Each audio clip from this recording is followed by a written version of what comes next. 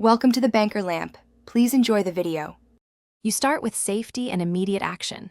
Park on level ground, engage the parking brake, and put wheel chocks behind the opposite wheels to prevent movement. Retrieve the Subaru Outback's jack, lug wrench, and spare tire from the hatch. Confirm the spare's pressure. Find each lug nut and break them loose 1/4 to 1/2 turn while the wheel remains on the ground so the wheel won't spin. This saves effort and prevents the jack from dropping later. Once the lug nuts are loosened, place the jack under the designated Subaru jack point or pinch weld near the flat and raise the car until the tire clears the ground by about 1 to 2 inches. Remove all lug nuts and carefully pull the wheel straight off. Quickly inspect the rotor and wheel hub for debris or obvious damage.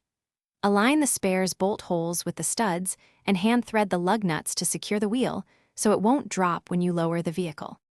Make sure the wheel is seated, then lower the jack until the tire makes solid contact with the ground but the vehicle weight is not fully on it, and torque the lug nuts in a star pattern to the Subaru specified value. This ensures even clamping. Lower the car completely, remove the jack, and retorque each lug. Stow the flat, tools, and chocks. Once done, confirm the spare's pressure and drive slowly to a repair shop. If you feel wobble, park safely. Recheck torque. Thanks for watching. If this was helpful, leave a like and consider subscribing. See you next time.